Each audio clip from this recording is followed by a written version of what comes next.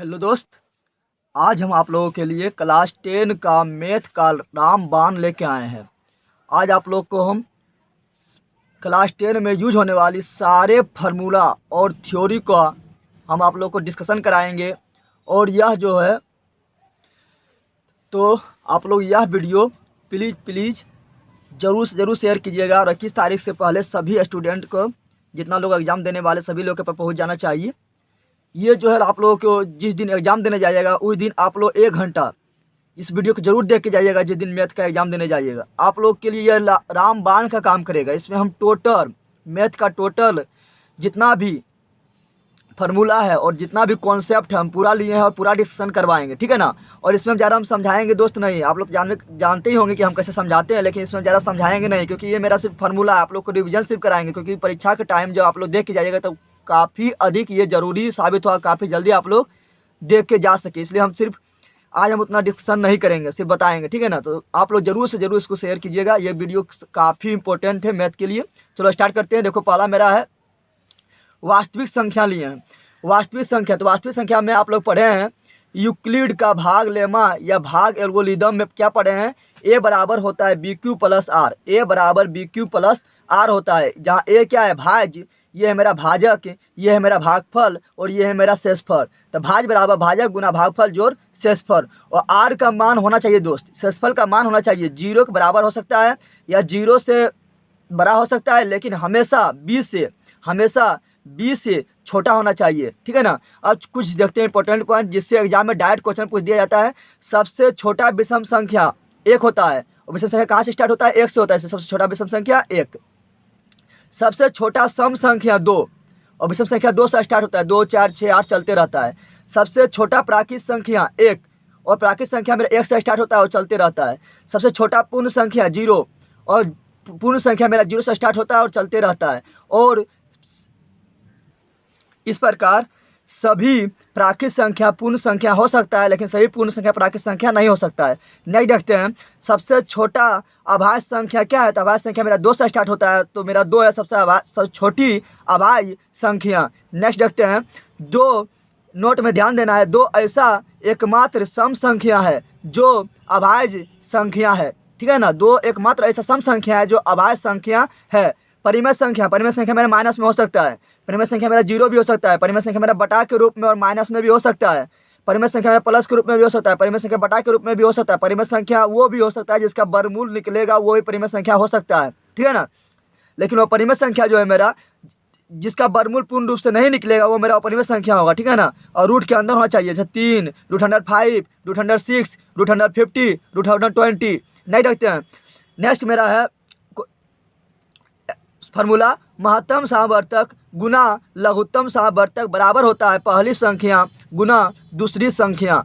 और नेक्स्ट है सह अभाज्य संख्या किसे कहते हैं, तो जब 2 संख्या का महत्तम सामवर्तक कितना हो, 1 हो। और ये क्वेश्चन पूछा भी गया है, जब 2 संख्या का महत्तम सामवर्तक 1 हो तो वह दोनों एक दूसरे का सहअभाज्य संख्या कहलाता है। जैसे हम 16 और 9 का महत्तम सामवर्तक निकालेंगे, इसका महत्तम सामवर्तक 1 आएगा तो ये मेरा सहअभाज्य संख्या, उसी प्रकार इसका भी 1 आएगा, उस प्रकार इसका भी 1 आएगा, सभी का 1 आएगा। सभी मेरा यहाँ पर क्या है, ये सभी मेरा सहअभाज्य संख्या है। नहीं देखते हैं 2 लगातार यानी क्रमिक विषम संख्या या प्राकृत संख्या या अभाज्य संख्या बोले का महत्तम सामवर्तक कितना होगा, 1। विषम संख्या 2 लगातार है तब भी 1, प्राकृत संख्या 2 लगातार है तब भी महत्तम सामवर्तक 1, और अभाज्य संख्या 2 लगातार है तब भी महत्तम सामवर्तक 1 होता है, ठीक है ना। नेक्स्ट ध्यान देना है, ऐसे 2 अभाज्य संख्या महत्तम सामवर्तक 1 ही होता है, ठीक है ना। 2 लगातार सम संख्या का महत्तम सामवर्तक होता है, तो 2 लगातार सम संख्या महत्तम सामवर्तक 2 होता है, याद रखना। जैसे 4 और 6 का महत्तम सामवर्तक निकालिएगा, 2 लगातार महत्तम यहाँ पर सम संख्या है जिसका 2 आएगा, कितना आएगा, 2। नहीं रखते हैं अभाज्य संख्या 1, 9 तो अभाज्य संख्या है, अभाज्य संख्या मेरा 2 से स्टार्ट होता है, तो 1, 9 तो अभाज्य संख्या है और 9 तो यौगिक संख्या है। अब बात करते हैं यौगिक संख्या क्या होता है मेरा, तो यौगिक संख्या क्या होता है ये ध्यान देना है। यौगिक संख्या जो होता है वो अभाज्य का जस्ट उल्टा होता है। ये 1 और खुद किससे तो भाग लगेगा ही लगेगा, लेकिन किसी और से भाग लग जाएगा, किसी और संख्या से भाग लग जाएगा, तो ये मेरा कहेगा अभाज्य संख्या यौगिक संख्या, जैसे 4, 6, 9, 10, 12, 14। नेक्स्ट देखते हैं। नेक्स्ट मेरा है यदि P/Q का परिमेय संख्या P/Q के रूप में होता है, अगर P/Q का दशमलव % शांत होगा, कब शांत होगा, यदि उसका हर बोले तो नीचे वाला, अर्थात Q को अगर हम अभाज्य गुणनखंड में तोड़ेंगे तो वो 2 और 5 के रूप में टूट जाएगा, यानी 2n × 5m के रूप में उसको लिख देंगे तो वो मेरा शांत कहलाएगा। अगर इसके ये रूप में नहीं लिख पाएंगे तो वो मेरा अशांत कहलाएगा, ठीक है ना। नेक्स्ट देखते हैं, यदि p/q का 10% अशांत होगा, कब अशांत होगा? यदि उसका हर यानी नीचे वाला अर्थात q को हम 2n × 5m के रूप में नहीं लिख पाएंगे। अगर उसका अभाज्य गुणनखंड निकालेंगे तो 2 और 5 के अलावा कोई संख्या और आ जाता है तो वो उसको हम अशांत संख्या बोलेंगे, क्योंकि वहाँ पर सिर्फ 2 और 5 आना चाहिए, ठीक है ना। नहीं देखते हैं बहुपद का घात। बहुपद का घात मेरा है, पहला आता है रैखिक बहुपद। रैखिक बहुपद का एक घात होता है, कितना होता है? एक घात। और जब इसका एक घात है तो इसका हल भी होगा एक हल। कितना होगा? एक हल। और इसका स्टैंडर्ड फॉर्म व्यापक रूप होता है ax + b के रूप में, ठीक है। इतना याद रखना है इसके बारे में। द्विघात बहुपद, द्विघात बहुपद में 2 घात, द्वि मतलब 2, द्विघात बहुपद में कितना घात होता है? 2 घात होता है। और इसका अधिकतम 2 हल होता है। कितना होता है? 2 हल। अधिकतम 2 हल कौन कौन होता है? Alpha beta. कौन होता है? अल्फा बीटा का आप लोग मान निकालेंगे तो अल्फा बीटा होता है, ठीक है ना। इसका व्यापक रूप स्टैंडर्ड फॉर्म होता है ax² + bx + c होता है, ठीक है। और अल्फा + बीटा बराबर होता है -b/a, यानी मूलों का योगफल बराबर -b/a और मूलों का गुणनफल यानी अल्फा × बीटा बराबर c/a। और द्विघात बहुपद का जो सूत्र होता है वो होता है a × x² - alpha + beta × x + alpha × beta, ठीक है ना। ये सूत्र होता है, याद रखना है। अब त्रिघात बहुपद में पहुँचते हैं। त्रिघात बहुपद में अधिकतम घात कितना होता है? 3 होता है। कितना होता है? 3। और इसका अधिकतम हल अधिकतम मूल होता है 3। कितना होता है? जब घात 3 तो मूल 3। Alpha beta gamma, alpha beta gamma. इसमें मूलों का योगफल यानी अल्फा + बीटा + गामा बराबर -b/a होता है। और दो मूल के गुणनफल करके मूलों का योगफल होता है c/a, c/a यानी alpha × beta + beta × gamma + gamma × alpha बराबर c/a।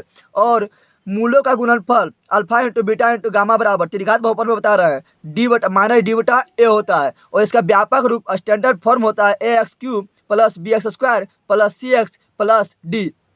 और इसका सूत्र होता है क्या? त्रिघात बहुपद लिखने का सूत्र होता है a × x³ - alpha + beta + gamma यानी मूलों का योगफल × x² + alpha × beta + beta × gamma + gamma × alpha × x - alpha × beta × gamma, ये होता है, ठीक है ना। आज हम ज़्यादा समझाएंगे नहीं, सिर्फ शॉर्ट में जल्दी हमको पूरा करना है। अब आता है मेरा 2 चरबारे रैखिक समीकरण। 2 चरबारे रैखिक समीकरण को हल करने की 5 विधि होता है। वैसे तो 6 विधि होता है, लेकिन बता रहे हैं 5 विधि होता है। पहला था तुलनात्मक विधि। तुलनात्मक विधि में किसी x का मान या y का मान निकाल के तुलना कर दिया जाता है। और प्रतिस्थापन विधि में किसी एक का मान निकालते हैं, x या y का निकालते हैं, उसके बाद उसको डायरेक्ट प्रतिस्थापित कर देते हैं। और लुप्तीकरण विधि में हम क्या करते हैं? x या y किसी एक को गायब कर देते हैं। और बीज गुणन विधि सबसे इंपॉर्टेंट है। बीज गुणन विधि में x बराबर क्या होता है? bf - ce बटा ae - bd। और y बराबर क्या होता है? cd - af बटा ae - bd। ये बीज गुणन विधि में होता है। एक लास्ट विधि है हल करने का, अनुपात निर्णय विधि, ठीक है ना। और एक विधि और है जिसके द्वारा हम समीकरण को हल कर सकते हैं, वो है मेरा ग्राफ विधि। जो जब आप लोग ग्राफ खींचते हैं तो जिस बिंदु पर कटता है उसका हल वही होता है, ठीक है ना। तो इस प्रकार 6 नियम हो जाता है। नेक्स्ट देखते हैं जो काफ़ी इंपॉर्टेंट है, ये VBI लिख लें, VBI। नेक्स्ट मेरा है एक और केवल एक हल। एक और केवल एक हल अर्थात अद्वितीय हल, यानी और कोई दूसरा हल ना हो। होने का शर्त क्या है? तो उसका होने का शर्त है क्या? जब a1/a2 बराबर नहीं हो b1/b2 तो सिर्फ एक हल होता है। और उसको बोलते हैं हम क्या? अविरोधी समीकरण। मतलब विरोध नहीं किया है, एक हल दे दिया है, यानी अविरोधी समीकरण। और जब इसका ग्राफ खींचेंगे तो एक बिंदु पर काटेगा, इसलिए ये सिर्फ एक हल देता है। इस तरह अगर एक बिंदु पर काटेगा, कितना पर काटेगा? एक बिंदु पर। नेक्स्ट देखते हैं अनगिनत हल होने का शर्त। अनगिनत हल होने का शर्त क्या है? कि a1/a2 b1/b2 c1/c2 सब अगर बराबर हो जाएगा तो ये मेरा अनगिनत हल होगा। इसको बोलेंगे आश्रित समीकरण, इसको बोलेंगे आश्रित समीकरण। और ऐसा ग्राफ खींचेंगे तो इसमें जो 2 समीकरण जो खींचेंगे तो उसको दोनों जो एक दूसरे पर ओवर हो जाता है। क्या होता है? ओवर, एक दूसरे पर संपाती हो जाता है। अर्थात यह प्रत्येक बिंदु पर एक दूसरे को टच कर रहा है, इसलिए इसका अनगिनत हल होता है। इसको संपाती भी बोलते हैं। क्या बोलते हैं? तो इसका समीकरण इस तरह या इस तरह, ग्राफ इस तरह या इस तरह भी हो सकता है। नहीं देखते हैं कोई भी हल नहीं होने का शर्त। कोई भी हल नहीं होगा। कब नहीं होगा? जब पहले तो बराबर हो जाएगा, यानी a1/a2 बराबर b1/b2 तो पहले हो जाएगा, लेकिन लास्ट में यानी c1/c2 बराबर नहीं होगा तो उसको बोलेंगे एक भी हल नहीं होगा। इसका हल निकालेंगे तो निकलेगा ही नहीं, यानी क्या किया? समीकरण को विरोध कर दिया, इसलिए इसको बोलते हैं विरोधी समीकरण। ऐसे ग्राफ खींचेंगे तो क्या होगा? देखो कहीं भी दो समीकरण खींचे नहीं, कहीं दूसरे टच नहीं कर रहा है। जब कहीं एक दूसरे टच नहीं कर रहा है तो कोई भी बिंदु पर काट नहीं रहा है। जब कोई बिंदु पर काट नहीं रहा है तो एक भी हल इसका नहीं हो रहा है, क्योंकि जब बिंदु पर काटता है तब हल होता है, यानी इसका समांतर ग्राफ होता है। क्या होता है? इसका समांतर ग्राफ इस तरह भी हो सकता है या इस तरह भी हो सकता है। नेक्स्ट देखते हैं जो काफी इंपॉर्टेंट है, इसको भी आप लोग VBI लिख सकते हैं। नोट, विवेचक बोले या विविक्तर बोले या डी बोले, तीनों एक ही नाम है। और डी बराबर जो मेरा होता है सूत्र क्या होता है, बी स्क्वायर माइनस 4ac होता है। अगला देखते हैं अब क्या है, यदि डी यानी विवेचक बड़ा हो 0 से तो मूल की प्रकृति जो होता है वो क्या होता है, वास्तविक और असमान होता है, वास्तविक और असमान होता है। और मूल बराबर हो क्या होता है, सूत्र minus b plus minus root under d बटा 2 है, ठीक है ना। और डी जहाँ पर आप ई भी लिख सकते हैं, बी स्क्वायर माइनस 4ac लिख सकते हैं। लेकिन आप लोग पहले डी निकालिएगा, क्योंकि डी अगर छोटा आ जाएगा 0 से तो उसका मूल नहीं निकलता है, ठीक है ना। तो आप लोग वहीं लिख दीजिएगा क्या कि इसका मूल निकालना असंभव है, इसलिए पहले आप लोग डी निकाल कर सूत्र में बैठाइएगा, ठीक है। यदि डी बराबर 0, यदि डी बराबर क्या हो 0, तो मूल की प्रकृति क्या होगा, तो वास्तविक तो होगा ही, लेकिन यहाँ बराबर हो गया, इसलिए यहाँ भी होगा बराबर यानी समान। क्या होगा, समान। अगर हम यहाँ पर डी के यहाँ पर 0 रखेंगे तो ये पूरा मेरा क्या होगा, डी मेरा ये तो मेरा हो जाएगा 0 हो जाएगा, तो मेरा बचेगा क्या, माइनस, ये पूरा लिखा होगा माइनस बी बटा 2 है, इसलिए माइनस बी बटा 2 है, माइनस बी बटा 2 है, 2 बार लिखे, क्यों, क्योंकि समान हल होता है, दोनों इक्वल होता है, इसलिए माइनस बी बटा 2 है, माइनस बी बटा 2 है। तो जब इक्वल होता है, जब डी बराबर होता है 0 तो मूल होता है माइनस बी बटा 2 है, माइनस बी बटा 2 है, दोनों बराबर होता है, क्योंकि समान होता है, ठीक है। नेक्स्ट देखते हैं। नेक्स्ट मेरा है, यदि जब डी यानी विवेचक छोटा हो जाए 0 से, तब बता दीजिए जब छोटा हो जाएगा 0 तो इसका मूल क्या होगा, अवास्तविक, जिसको काल्पनिक भी बोल सकते हैं, आभासी भी बोल सकते हैं, और असमान होगा, ठीक है ना। लेकिन इसका मूल ही नहीं निकलेगा, इसलिए जब आप लोग हल कीजिएगा तो जब डी बराबर 0 आ जाएगा तो आप लोग लिख दीजिएगा कि इसका मूल निकालना संभव नहीं है, क्योंकि ये काल्पनिक है, कल्पना कर सकते हैं, ठीक है ना। और इसमें क्या होता है, इसका मूल का मान संभव नहीं है, ये लिखे हैं, ठीक है ना। और मूल बराबर क्या होता है, मूल बराबर हम लोग का होता है minus b plus minus root under b square minus 4ac बटा 2 है, या बी स्क्वायर माइनस 4ac को हम क्या लिख सकते हैं, डी लिख सकते हैं, ठीक है ना। तो डी बटा 2 है, ठीक है। नेक्स्ट देखते हैं समांतर श्रेणी। समांतर श्रेणी में पहुंचते हैं। समांतर श्रेणी यानी एपी अर्थमेटिक प्रोग्रेशन, जिसमें एनवा पद बराबर क्या होता है, जब हमको एनवा पद निकालना होता है तो टीएन उसको लिखते हैं, टीएन बराबर क्या होता है, A plus N minus 1 into D. D क्या होता है, डी में रहता है 2 लगातार पदों का अंतर, 2 लगातार पदों का अंतर, जिसको हम सार्वंतर बोलते हैं। ऐसे मतलब होता है एन पदों का योगफल, एन पदों तक का योगफल। यहाँ एनवा पद बताना है और यहाँ पर एन पदों का योगफल, एन पदों का योगफल बराबर होता है n/2 into 2a plus n minus 1 into D होता है, ठीक है ना। और एस एन बराबर एक और सूत्र होता है, जब प्रथम पद और अंतिम पद दिया हो तो हम डायरेक्ट ये सूत्र लगा देंगे, पदों का योगफल बराबर क्या लगा देंगे, n/2 into a plus l लगा देंगे। और एक सूत्र और होता है समांतर माध्य, जब 3 संख्या दिया हो समांतर माध्य पूछे तो समांतर माध्य बराबर होता है पहला पद जो अंतिम पद, यानी पहला पद जो तीसरा पद बटा 2, यानी a प्लस b बटा 2 समांतर माध्य बराबर। अब यहाँ देखो क्या दिया हुआ है, जहाँ a मेरा क्या है, प्रथम पद है, n क्या है, nवा पद है, d मेरा क्या है, सार्वंतर है, Sn क्या है, n पदों का योग है, और l क्या है, मेरा अंतिम पद है। क्या है, अब पहुँचते नियामक ज्यामिति में। एक आप लोग के लिए जो है ज्योमेट्री हम छोड़ दिए, ज्योमेट्री से छोड़े क्योंकि वो समझने वाला चाहिए थी, ठीक है ना। तो उसके लिए हम एक अलग वीडियो लेके आएंगे, काफ़ी स्पेशल वीडियो, सिर्फ ज्योमेट्री को छोड़ के बाकी हम सारा चीज़ हम कवर कर दिए हैं, ठीक है ना। सो नहीं रखते हैं। मूल बिंदु से दूरी, मूल बिंदु से किसी बिंदु की दूरी क्या होता है, x² प्लस वाई स्क्वायर होता है, root under x² plus y square होता है। दो बिंदुओं के बीच की दूरी क्या होता है, x1 माइनस x2 का whole square plus y1 minus y2 का होल स्क्वायर होता है। मध्य बिंदु का सूत्र क्या होता है, x बराबर x1 जोड़ x2 बटा 2 होता है, और y बराबर y1 जोड़ y2 बटा 2 होता है, ये मध्य बिंदु बराबर।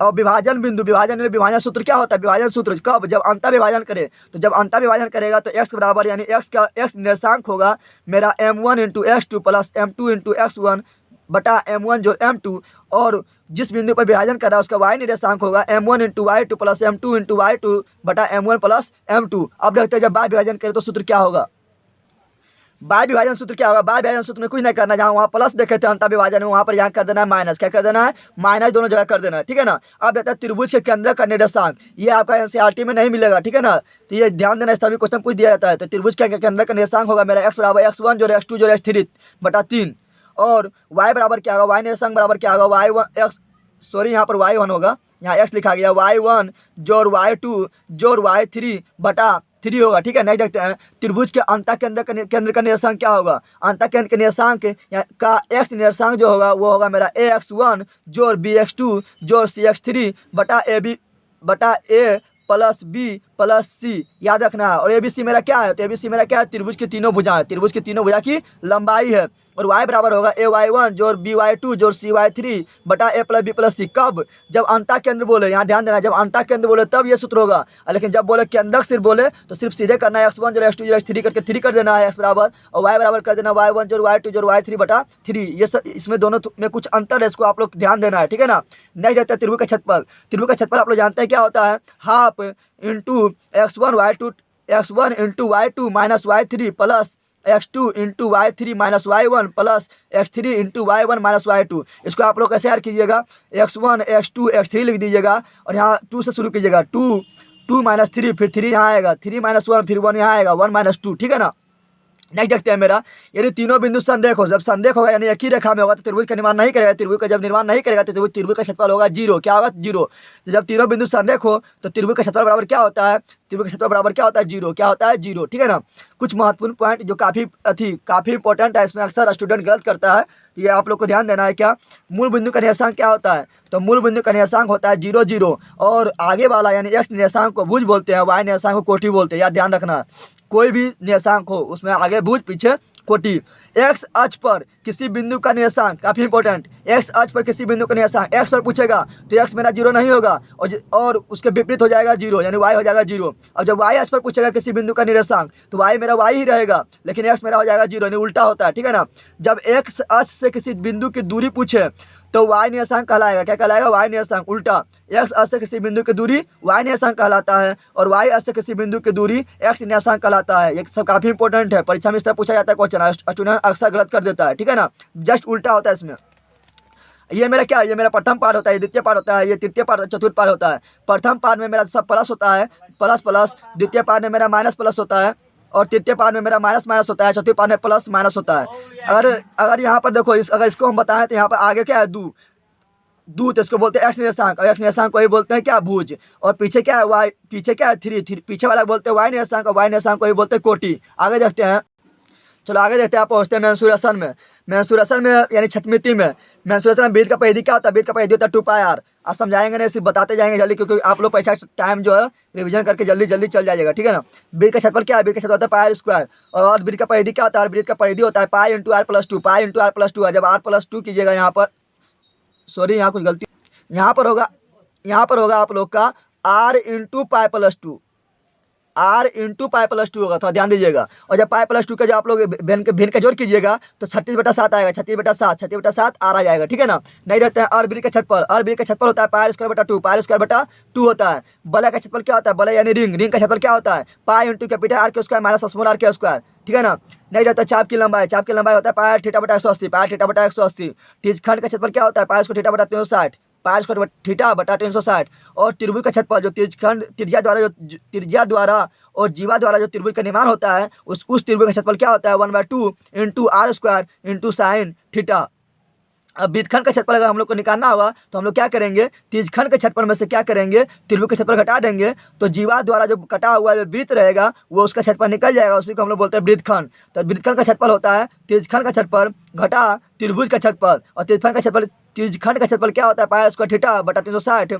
और त्रिभुज का क्षेत्रफल क्या होता है, त्रिभुज का क्षेत्रफल होता है 1/2 r स्क्वायर साइन थीटा। अगर यहाँ से r स्क्वायर कॉमन ले लेंगे तो आप लोग को आएगा पाई बाय थीटा बटा 360 और यहाँ पर बचेगा 1/2 साइन थीटा। तो ये मेरा है वृत्तखंड का क्षेत्रफल। यहाँ ध्यान देना आप लोग को कि यहाँ पर जहाँ r मेरा क्या है, त्रिज्या है, d मेरा क्या होता है, व्यास, और व्यास क्या होता है, त्रिज्या का दुगना होता है, और त्रिज्या क्या होता है, व्यास का आधा होता है। पाई बराबर कितना होता है, 22/7 और पाई का मान एक और होता है 0.314। r क्या है, बड़ी त्रिज्या, कैपिटल R मेरा बड़ी त्रिज्या है और स्मॉल r मेरा छोटी त्रिज्या है। थीटा क्या है, थीटा मेरा है त्रिज्या द्वारा केंद्र पर बना कोण। और एक चीज़ और ध्यान देना है, आप लोग कभी कभी बनाते हैं जब मैथ तो वहाँ पाया जाता है साइन 120 डिग्री माना जाता है, तो साइन 120 डिग्री का मान होता है साइन 60 के बराबर है, √3/2 होता है, ठीक है ना। ये भी याद रखना है। अगला देखते हैं, अगला मेरा आ गया घनाभ में। घनाभ में देखो मेरा क्या है, घनाभ का कुल क्षेत्रफल क्या होता है, 2 into LB plus BH plus HL होता है। और घनाभ का जब दीवार का क्षेत्रफल पूछे, दीवार का क्षेत्रफल का जब बात करें तो होगा 2H into L plus B होगा। और घनाभ का आयतन क्या होता है, घनाभ का आयतन होता है LBH, क्या होता है LBH। और घनाभ का विकर्ण क्या होता है, √L square plus B square plus H square. अब कुछ पॉइंट है घन या घनाभ दोनों में है, ठीक है ना, घन और घनाभ दोनों के लिए। घन और घनाभ में भुजा की संख्या कितना होता है, 12। सतह या फलक का क्षेत्रफल घन और घनाभ में कितना होता है, 6। और घन और घनाभ में शीर्ष कितना होता है, वर्टेक्स कितना होता है, 8। और घन और घनाभ में कोण कितना होता है, 8। कितना होता है, 8। अब आगे बढ़ते हैं, आगे है मेरा घन का कुल क्षेत्रफल। घन का कुल क्षेत्रफल होता है 6 गुना भुजा स्क्वायर। और घनाकार दीवार का क्षेत्रफल क्या होता है, घनाकार दीवार का क्षेत्रफल होता है 2 कम का 2, 4 गुना भुजा स्क्वायर। और घन का आयतन क्या होता है, घन का आयतन होता है भुजा क्यू, क्या होता है, भुजा क्यू। और घन का विकर्ण अब बात करते हैं, घन का विकर्ण होता है √3 गुना भुजा, ठीक है ना। अब बेलन में पहुंचते हैं। बेलन का कुल क्षेत्रफल होता है 2πr into r plus L. कुल क्षेत्रफल का बात कर रहे हैं। बेलन का वह क्षेत्रफल क्या होता है, बेलन का वह क्षेत्रफल क्या होता है, 2πrh, क्या होता है, 2πrh। और बेलन का आयतन क्या होता है, बेलन का आयतन होता है पाई स्क्वायर h। और खोखले बेलन का आयतन क्या होता है, खोखले बेलन का आयतन होता है pi H into capital R square minus small R square. अब पहुँचते हैं हम शंकु में, ठीक है। शंकु का देख लो आप लोग, शंकु का कुल क्षेत्रफल होता है pi R into R plus L, pi R into R plus L. शंकु का वह क्षेत्रफल होता है pi R L, pi R L. और शंकु में होता है एल होता है, आर होता है, एच होता है। एल मेरा तिर्यक ऊंचाई है, आर मेरा त्रिज्या है, एच मेरा ऊंचाई है। ये तीनों संबंध क्या होता है, तीनों संबंध होता है एल स्क्वायर बराबर r square plus h square, याद रखना है। शंकु का आयतन क्या होता है 1/3 पाई आर स्क्वायर एच होता है।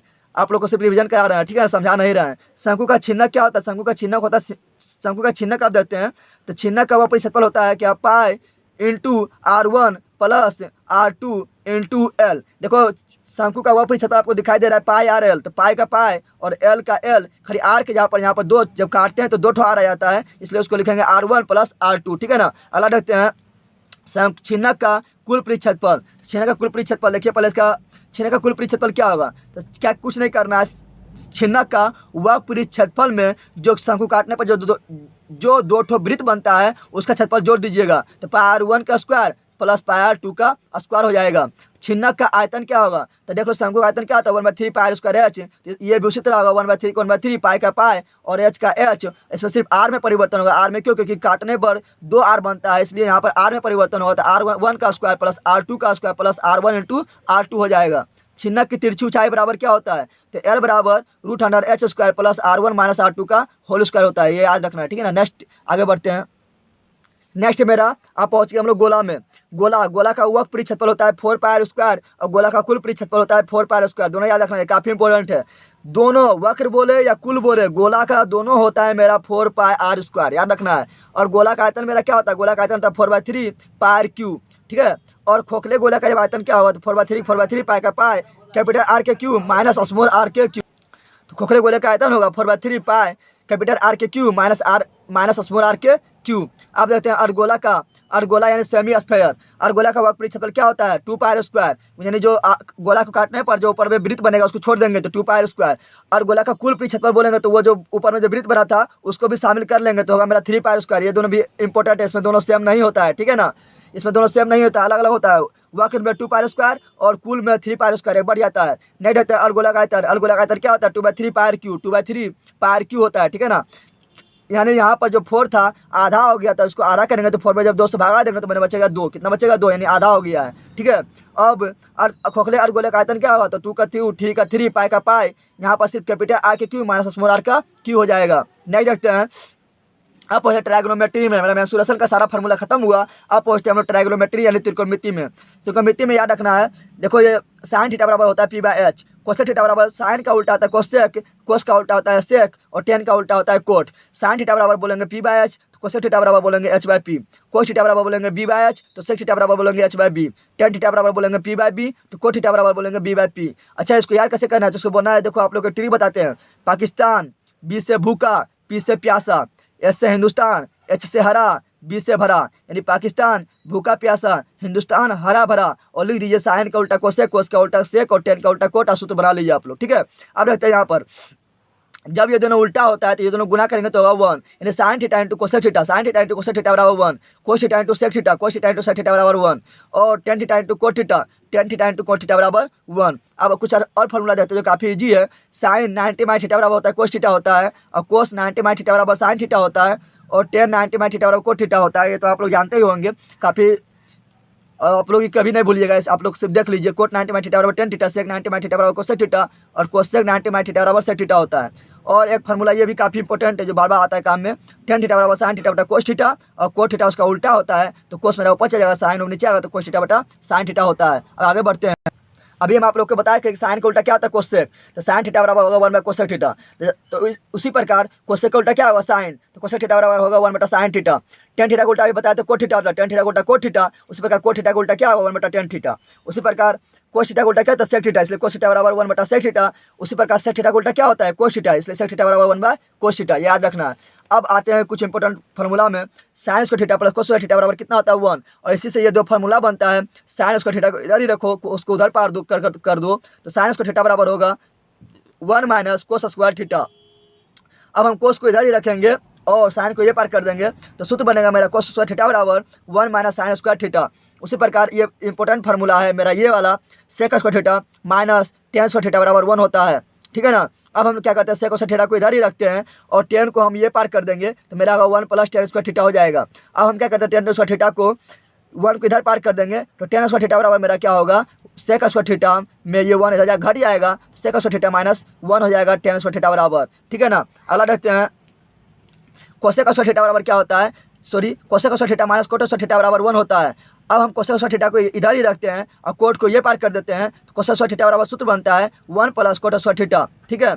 अब हम क्या करते हैं, कोट को इधर ही रखते हैं, 1 को इधर पार करेंगे तो हो जाएगा मेरा कोसेक स्क्वायर थीटा में 1 घट जाएगा तो कोसेक स्क्वायर थीटा माइनस 1 हो जाएगा, बचेगा मेरा coat square theta. Coat square theta बराबर होता है कोसेक स्क्वायर थीटा माइनस 1, यानी इंपॉर्टेंट फार्मूला आपका ये तीनों रहा था और इससे ये सब फार्मूला बनता है। नेक्स्ट यहाँ पर ध्यान देना है, पाई का मान त्रिकोणमिति में पाई का मतलब 180 डिग्री होता है। कितना होता है, 180 डिग्री। पाई बाय 2 यानी 180 में 2 से भाग दो 90 डिग्री। पाई बाय 3 यानी 180 में 3 से भाग दो 60 डिग्री। पाई बाय 4 का मतलब यानी 180 में 4 से भाग दो 45 डिग्री। पाई बाय 6 का मतलब यानी 180 में 6 से भाग दो 30 डिग्री। इसके मतलब होता है अपरिभाषित, इसको बोलते हैं अनंत, इसको बोलते हैं इन्फिनिटी। क्या बोलते हैं, इन्फिनिटी का प्रतीक इस तरह होता है। अब आप लोग को तो मान याद ही होगा, लेकिन एक बार रिविजन कर लीजिए, परीक्षा पहले आप लोग रिविजन जरूर करके जाइएगा। देखो यहाँ पर लिख दिए हैं, साइन के उल्टा मान होगा कोसेक का, टेन का उल्टा मान होगा कोट का और कोस का उल्टा मान होगा सेक का, याद रखना है। तो ये आप लोग देख लीजिए, तो बोलेंगे नहीं क्योंकि आप लोग को तो याद ही होगा, सिर्फ आप लोग देख लीजिए, ठीक है। 0 डिग्री 30 डिग्री का मतलब पाई बाय 6, 50 डिग्री का मतलब पाई बाय 4 और 60 डिग्री मतलब पाई बाय 3 और 90 डिग्री मतलब पाई बाय 2। आप लोग इसके मान देख लीजिए और आप लोग रिविजन कर लीजिएगा, थोड़ा वीडियो रोक के, ठीक है, और रिविजन करके जरूर जाइएगा एग्जाम में, ठीक है। नेक्स्ट देखते हैं, नेक्स्ट मेरा क्या है, माध्य माध्यिका और बहुलक सवाल है, ठीक है ना। माध्य माध्यिका एवं बहुलक, mean median and mode. Next अब देखते हैं माध्य बराबर, पहले हम लोग जानते हैं माध्य बराबर क्या होता है, दिया गया कुल आंकड़ा जो दिया हुआ है, कुल आंकड़ा का योग कर दो और कुल संख्या से भाग दो, जितना आंकड़ा दिया था उसका संख्या भाग दे दो तो मेरा माध्य प्राप्त होता है। तो माध्य बराबर कुल आंकड़ा, सिग्मा मतलब होता है योगफल, क्या होता है, तो कुल चर मान का योगफल बटा कुल संख्या। अब देखते हैं, जब बारंबारता दिया रहेगा तो माध्य बराबर क्या होगा, जब बारंबारता दिया रहेगा तो चर मान और बारंबारता के गुणनफल के योग करना है और फिर बारंबारता के योग करके उससे भाग दे देना है, तो वो मेरा आएगा क्या, माध्य। कब, जब बारंबारता दिया हो। अब आते हैं हम लोग माध्यिका में। माध्यिका में सरल वितरण के लिए, सरल वितरण के लिए क्या होता है, जब सरल वितरण है यानी जब ऐसे ही आंकड़ा दिया हो तो अब हम लोग को माध्यिका निकालना है, तो हम लोग पर क्या करते हैं, काउंटिंग करते हैं। अगर संख्या मेरा विषम संख्या है तो माध्यिका बराबर क्या होता है, बीच वाला यानी n+1/2वां चर मान, ठीक है ना। यदि n मेरा सम संख्या हो, काउंटिंग किया और आंकड़ा मेरा सम संख्या में आ गया तो माध्यिका बराबर क्या होगा, बीच में मेरा 2 संख्या आएगा। लेकिन ध्यान देना है, पहले माध्यिका निकालने के पहले आप लोग क्या करना है, दिए गए आंकड़े को पहले बढ़ते या घटते क्रम में जरूर से याद लेना है, ठीक है ना, नहीं तो गलती हो जाएगा। अगर आप लोग गिनिएगा तो आएगा सम संख्या में, तो क्या कीजिएगा, देखिएगा आप लोग बीच में दो संख्या आएगा तो दोनों को जोड़ के फिर 2 से भाग दे दीजिएगा, यानी माध्य निकाल दीजिएगा तो मेरा माध्यिका हो जाएगा, ठीक है ना। ये सूत्र याद रखने में थोड़ा दिक्कत होगा। n/2वां पद लेना है, फिर n/2 + 1वां पद लेना है, ठीक है ना, और फिर वो दोनों को जोड़ के यानी माध्य कर लेना है। माध्य क्या करते हैं, दोनों को जोड़ के 2 से भाग दे देंगे तो माध्य कर देना, तो मेरा निकल जाएगा क्या, माध्यिका। कब, जब सम संख्या हो। तो आप लोग को सिंपल सी बात क्या करना है, आप लोग को बढ़ते क्रम से लेना है, जो बीच में 200 संख्या आएगा उसको लेकर उसको जोड़ के फिर 2 से भाग दे दीजिएगा तो आप लोग का माध्यिका निकल जाएगा। अगला देखते हैं हम ओ वर्गीकृत बारंबारता वितरण के लिए माध्यिका बराबर क्या होगा, जो ओ वर्गीकृत बारंबारता है, यानी यहाँ पर क्या है, वर्ग अंतराल नहीं दिया रहेगा, ठीक है ना। माध्य तो दिया रहेगा और आंकड़ा तो दिया रहेगा, बारंबारता दिया रहेगा, ठीक है। तो क्या करेंगे हम, n/2 मतलब क्या है, n मेरा क्या है, n मेरा यहाँ पर है बारंबारताओं का कुल योग, यानी n/2 बारंबारताओं का कुल योग में हम 2 से भाग दे देंगे तो n/2 से ठीक बड़ी संचयी बारंबारता देखेंगे कि इससे ठीक बड़ी संचयी बारंबारता कौन है, के संगत चर मान, और उसके संगत चर मान जो होगा वही मेरा कहलाएगा माध्यिका। क्या कहलाएगा, उसके सामने वाला जो चर मान होगा वही मेरा कहलाएगा माध्यिका। अब आते हैं, जब हम मेरा माध्यिका वर्ग दिया हो यानी वर्ग अंतराल दिया हो तो क्या करेंगे। अब देखते हैं, वर्ग अंतराल दिया हो तो ये सूत्र काफ़ी इंपॉर्टेंट होता है, तो उसको बोलते हैं वर्गीकृत वितरण के लिए, ठीक है ना। तो वर्गीकृत वितरण के लिए सूत्र होता है माध्यिका बराबर क्या, l + n/2 minus capital F बटा स्मॉल f इंटू आई। अब बात करते हैं कि n/2, n मेरा क्या था, तो n बता चुके हैं हम आप लोगों को कि n मेरा क्या है, कुल बारंबारताओं का योग, और n/2 क्या है, कुल बारंबारताओं का योग से 2 से भाग दो, ठीक है ना। और मेरा बात करते थोड़ा माध्यिका वर्ग क्या होता है, माध्यिका वर्ग मेरा क्या होगा, n/2 से ठीक बड़ी संख्या बारंबारता ले लेंगे और उसके सामने वाला जो वर्ग अंतराल होगा, ठीक है ना, उसके सामने वाला जो वर्ग अंतराल होगा उसी को हम लोग बोलेंगे माध्यिका वर्ग। क्या बोलेंगे? माध्यिका वर्ग। और माध्यिका वर्ग में जो एल मेरा क्या होगा? माध्यिका वर्ग की निम्न सीमा। एल मेरा क्या होगा? माध्यिका वर्ग की निम्न सीमा। एन मेरा क्या है? बारंबारता का कुल योग, तो बता चुके हैं। एफ मेरा क्या होगा? माध्यिका वर्ग की बारंबारता। माध्यिका वर्ग के सामने जो बारंबारता होगा उसको बोलेंगे स्मॉल एफ। क्या बोलेंगे? अब यहाँ ध्यान देना है, कैपिटल एफ मेरा क्या होगा? तो माध्यिका वर्ग से ठीक पहले वाले तत्व, पहले वाले वर्ग की संचयी बारंबारता। माध्यिका वर्ग से ठीक पहले वाला जो वर्ग आएगा उसका संचयी बारंबारता, यहाँ ध्यान दे, संचयी बारंबारता, ठीक है ना। और आई मतलब क्या होता है? माध्यिका वर्ग की लंबाई, यानी माध्यिका वर्ग में उच्च सीमा घटा निम्न सीमा करेंगे तो जितना आएगा वही कहलाएगा माध्यिका वर्ग की लंबाई। तो अब सूत्र याद रखना है, माध्यिका बराबर क्या? L plus n by two minus f minus capital f बटा small f into i. Next देखते हैं, आप पहुँचते हैं बहुलक में। अब मेरा आ गया बहुलक। क्या आ गया? बहुलक। बहुलक इसे मोड बोलते हैं। बहुलक में भी वही सरल वितरण के लिए जब सिर्फ आंकड़ा दिया हुआ है, ठीक है ना, तो क्या करेंगे? तो आप लोग जानते हैं बहुलक क्या करते हैं, तो वितरण में जो सर्वाधिक बार आने वाला चर माने, जो सर्वाधिक बार जो संख्या होता है, रिपीट होता है, वही मेरा क्या जाता है? बहुलक। जैसे इसमें बोलेगा बहुलक कौन होगा? इसमें देख रहे हैं 5 5 5 5 5 सबसे अधिक बार रिपीट हुआ है, इसलिए बहुलक मेरा क्या होगा? 5। क्या होगा? 5। अब देखते हो वर्गीकृत बारंबारता, नहीं सिर्फ बहुलक मतलब सिर्फ बारंबारता दिया हुआ है लेकिन वर्ग अंतराल नहीं दिया हुआ है, तब क्या होगा? सर्वाधिक बारंबारता देखेंगे किसका है? जिसका सर्वाधिक बारंबारता होगा वही मेरा हो जाएगा, उसके सामने वाला जो चर मान रहेगा, उसके सामने वाला जो मेरा आंकड़ा रहेगा वही मेरा कहलाएगा बहुलक। क्या कहलाएगा? बहुलक। अब आता है वर्गीकृत वितरण के लिए, यानी जिसमें वर्ग अंतराल दिया रहे, तब क्या होता है? जब वर्ग अंतराल दिया रहे तो बहुलक बराबर सूत्र क्या होता है, ये याद कर लेना आप लोग। L plus f o minus f minus 1 बटा 2f ओ माइनस एफ माइनस 1 फिर माइनस f1 इंटू करना है ऊपर आई। क्या करना है? आई। अब बात करते हैं कि ये सब मेरा है क्या? f0 ये सब मेरा क्या है? तो एल मेरा क्या है? एल मेरा क्या है? बहुलक वर्ग की निम्न सीमा। एल मेरा क्या है? बहुलक वर्ग की निम्न सीमा। अच्छा, बहुलक वर्ग किसे कहेंगे? तो आप लोग ध्यान दिए, बहुलक वर्ग किसे कहेंगे? तो देख लीजिए आप लोग, बहुलक वर्ग मेरा क्या होगा? अधिकतम बारंबारता वाले जो वर्ग होगा उसके सामने वाला जो बहुलक आएगा, जो वर्ग आएगा उसको हम बहुलक वर्ग कहेंगे। अधिकतम बारंबारता वाला वर्ग आप लोग देख लीजिएगा, उसके सामने में जो आएगा बहुलक, उसके सामने जो वर्ग आएगा वही मेरा कहलाएगा बहुलक वर्ग। अब आप देखते हैं, तो एल मेरा क्या होगा? एल मेरा होगा बहुलक वर्ग की निम्न सीमा। एफ ओ क्या होगा? तो बहुलक वर्ग की बारंबारता, क्योंकि जीरो में ही रह गया, तो ऊपर गया तो नीचे गया, जीरो में ही रह गया, यानी बहुलक वर्ग की बारंबारता। स्मॉल एफ का मतलब होता है बारंबारता। क्या होता है? बारंबारता। और एफ माइनस 1 यहाँ घट गया, यानी ऊपर चला गया, यानी बहुलक वर्ग के ठीक पहले वाले वर्ग की बारंबारता, ठीक है।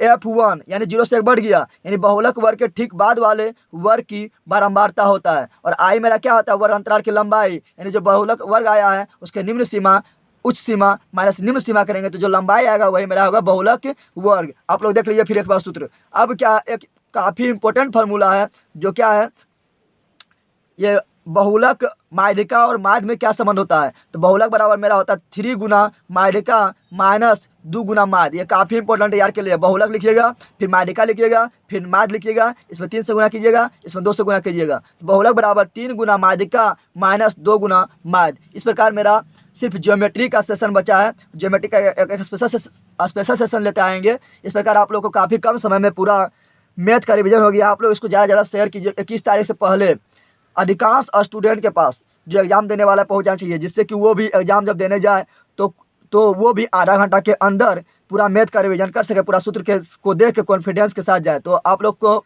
हम उतना नहीं रिक्वेस्ट किए थे, लेकिन यार हम आप लोग से काफ़ी रिक्वेस्ट कर रहे हैं कि आप लोग इसको काफ़ी ज़्यादा से ज़्यादा शेयर कीजिए और फिर हम त्रिकोणमिति का लेकर आएंगे, ठीक है। आप लोग कैसा वीडियो ये लगा आप लोग जरूर कमेंट करके बताइए, ठीक है। और फिर हम वही बोल रहे हैं, काफ़ी इसको शेयर कीजिए, काफ़ी इसको शेयर कीजिए, ठीक है ना। थैंक्स।